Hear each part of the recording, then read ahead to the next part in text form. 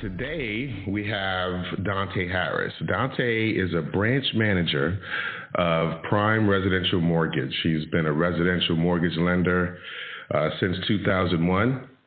He's been focusing on Baltimore City and the Baltimore metro area. He's built a reputation on customer service, honesty, and I could definitely attest to that. He's led his team to fund over $75 million in residential mortgages for his clients, and he's carving out a niche of lending in the Baltimore City area for home buyers.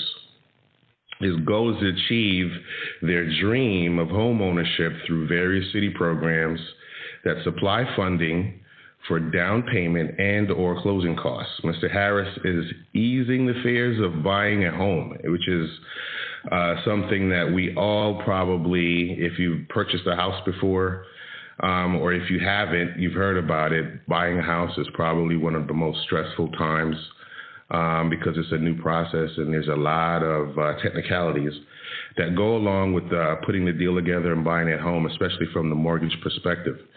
I can tell you that Mr. Harris is committed to serving his clients. He's focused, and he's definitely an ethical lender, and he's passionate about helping his clients become homeowners.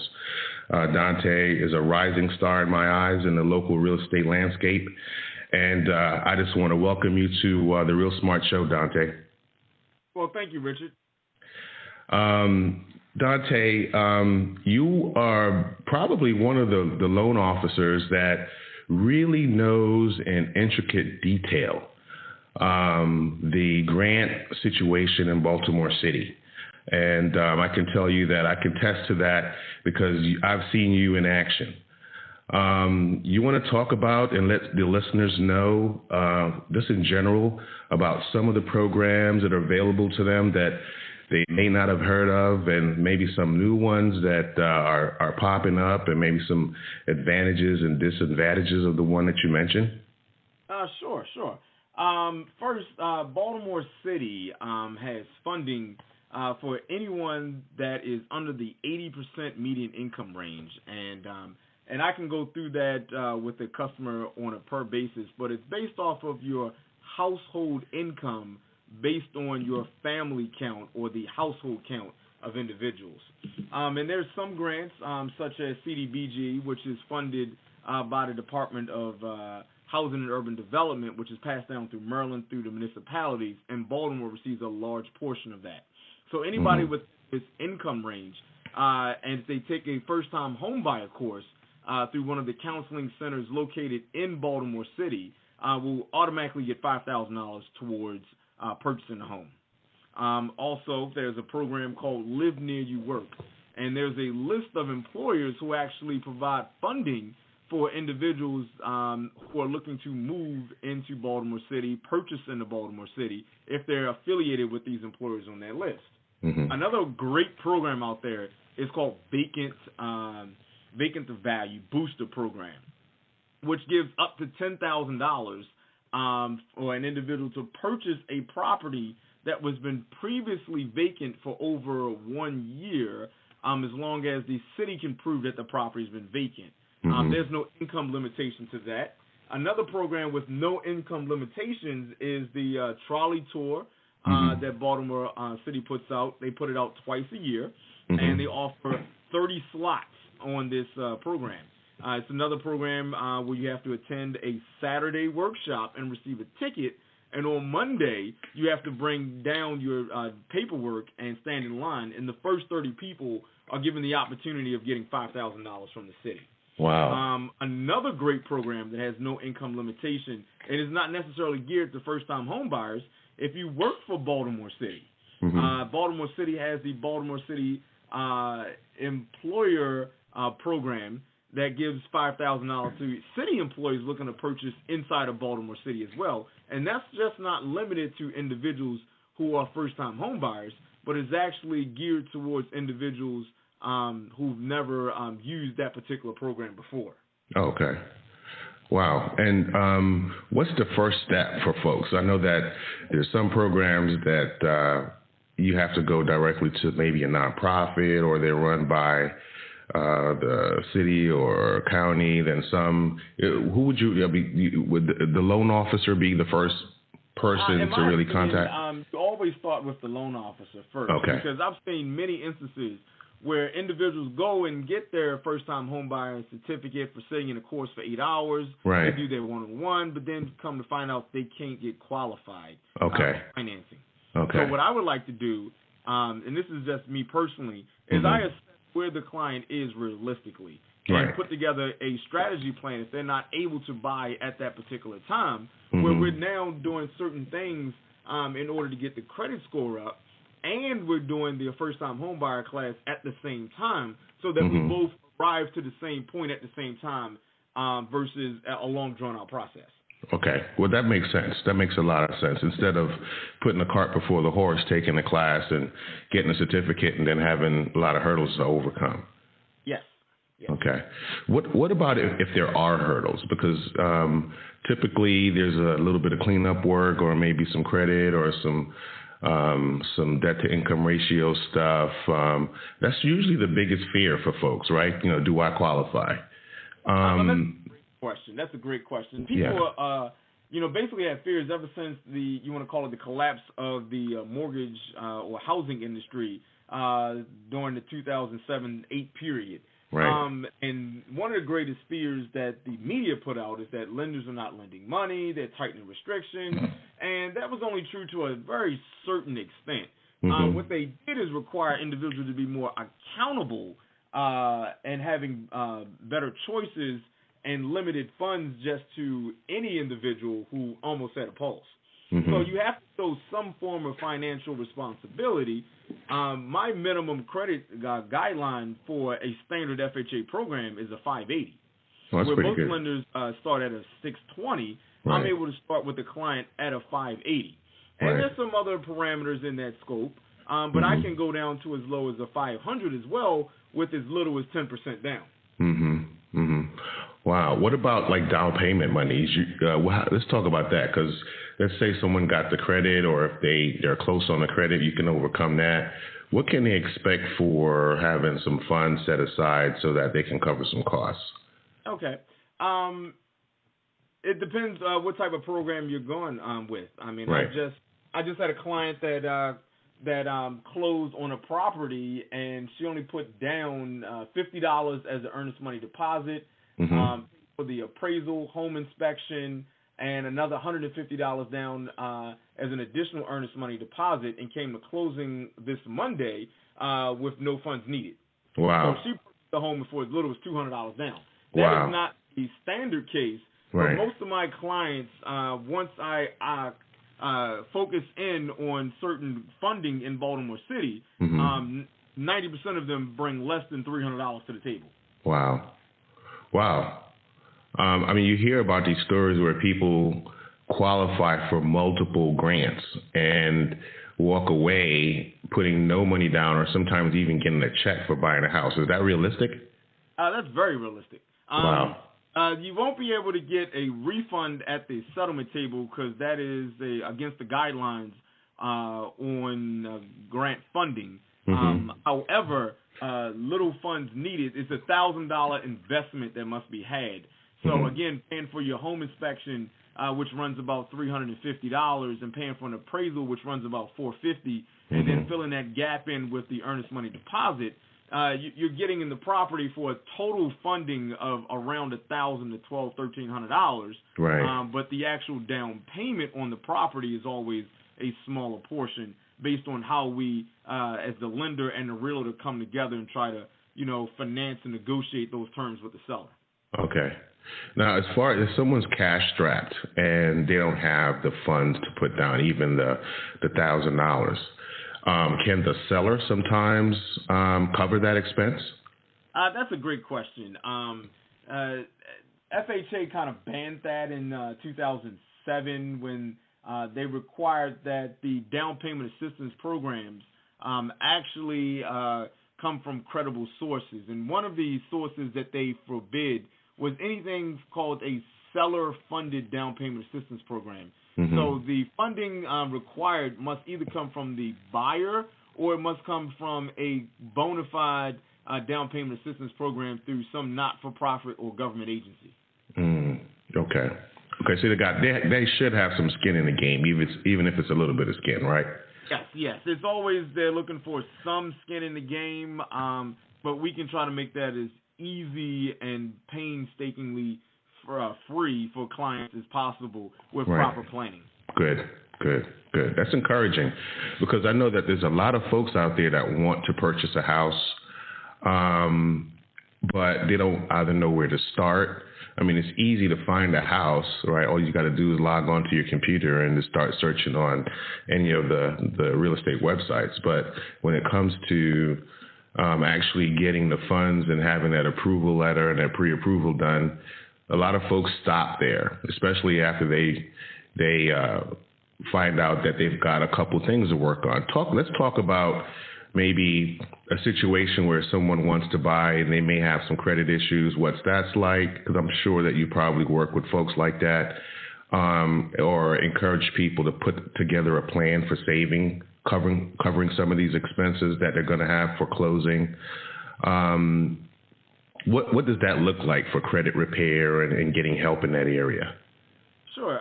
One of the most valuable items in credit repair is the establishment of credit and maintaining the payment accuracy once you have established credit.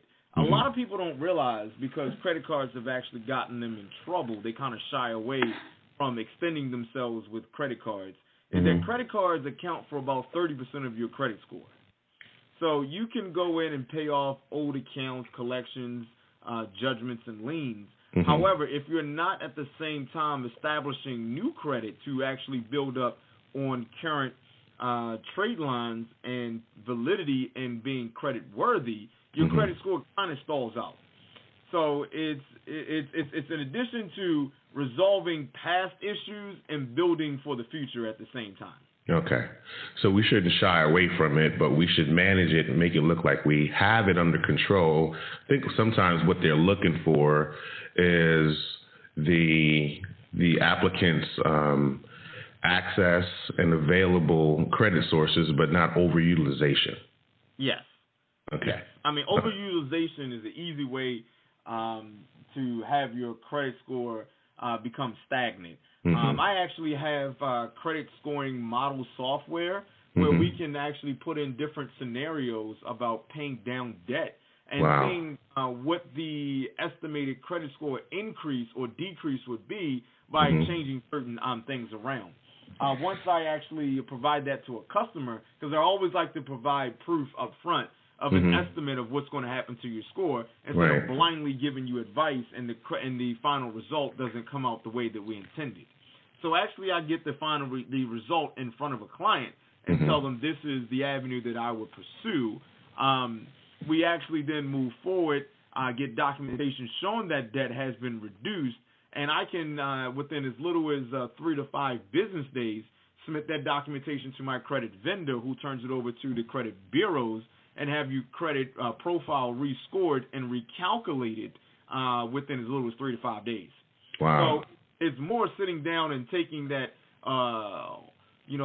approach and look at the credit file to assess where that client is, and then coming out and saying how long of a process it would actually be, and actually turning that client around and putting them into a buying state so they can move forward with a transaction. That's great. So you actually have a piece of software that you can just plug in the parameters of that applicant. It lets them know where they are now, and then you can reverse engineer what we need to do to get them to the approval line. Yes, sir. Excellent. Okay, so let's say that someone, they got the credit, they got the down payment, but they're not a first-time home buyer.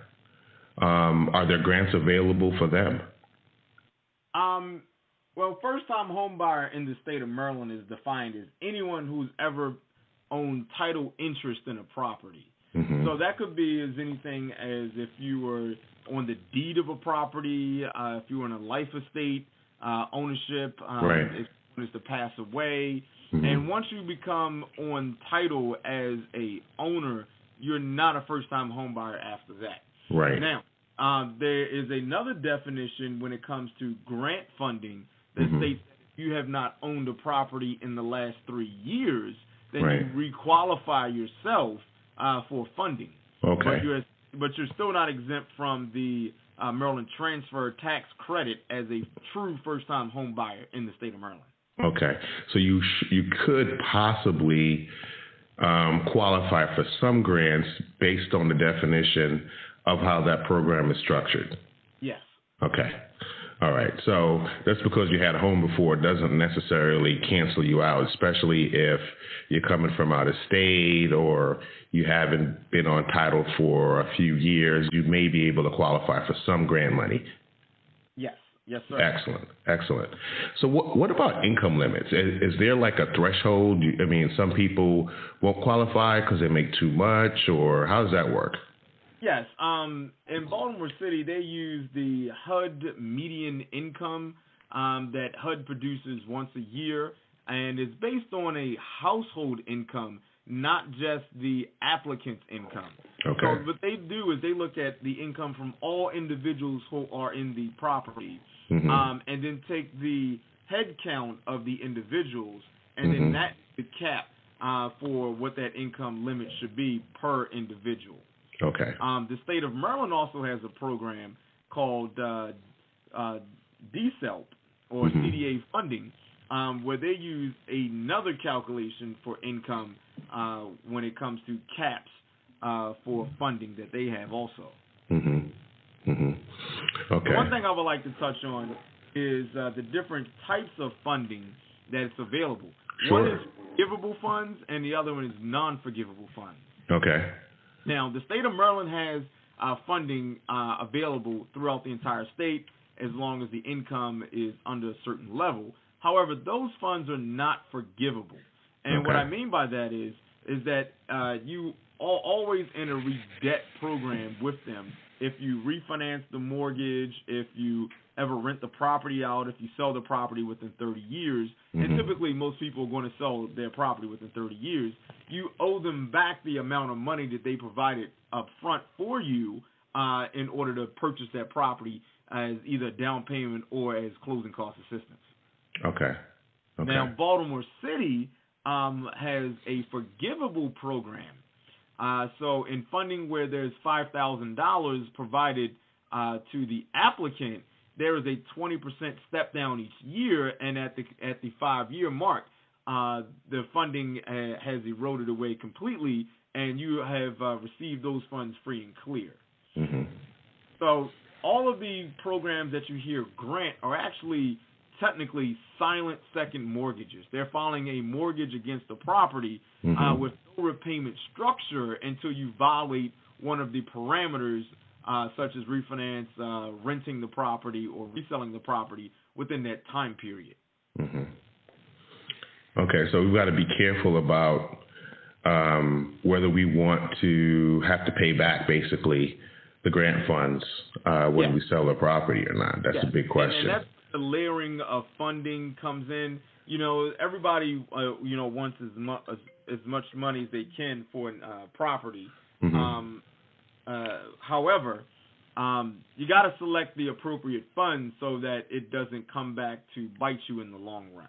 Mm-hmm. And in talking to a qualified professional can help you sort through all of that, and you both can come to a wise decision on which funding to appropriately use. Okay. Wow, that's a lot of information. But the big thing is, I think, given all of the efforts, all of the grant funds and the different programs that are out there, it kind of dispels that myth that it's hard to get financing, doesn't it? Yeah, it really does. I told a client a month ago that if the biggest thing that holds individuals back is not stepping up and asking for help. Right. Because once you put it out in the world, people receive it, and sometimes you're able to get assistance from places that you had no idea even existed. So first thing I would do is step up and contact the lender and see, what they're able to offer you and how you can actually purchase a property. Right. The worst that can happen is they put a plan together for you to purchase in the future and think that you're not ready to purchase right now. Right. But it has a surprising turn time that it takes in actually order to turn some individuals around who do have some minor credit blemishes, and then get them ready to purchase in a short amount of time. Right. That's excellent. Well, how can folks get in contact with you, Donte? Because I'm sure that, with all the access to grants, and I'm sure you work with the folks that run the grant programs probably on a regular basis. Yes. Clients can call me directly. My office number is 443-512-8245. You can also reach me on my cell phone at 410-236-5420. My email at dharris@primeres.com, which is DHARRIS@PRIMERES.com. Or you can contact me via my website, supply a short application or full application. That website is www.primaryresidentialmd.com. That's www.primaryresidentialmd.com. That's fantastic. And for folks who missed all that, if you ever need to get in contact with Donte, just go to our website at RealSmart.pro. Click on the link for the interviews, and you'll see Donte's information there. We'll make sure that you get in contact with him and get your mortgage questions answered, because what we want to do is get folks in connection with the grant funding, especially if they need it. And if they got questions that can help them get financed, or at least get them on the right track and on the right road towards becoming home buyers. All right. So we want to thank you so much, Donte. I really appreciate you taking time out of your very busy schedule to share this wealth of information to our listeners. And I'm sure that, I'm going to definitely provide this information personally to folks that I know that can utilize it. And again, we thank you for the information and appreciate your time. Well, thank you, Richard. All right.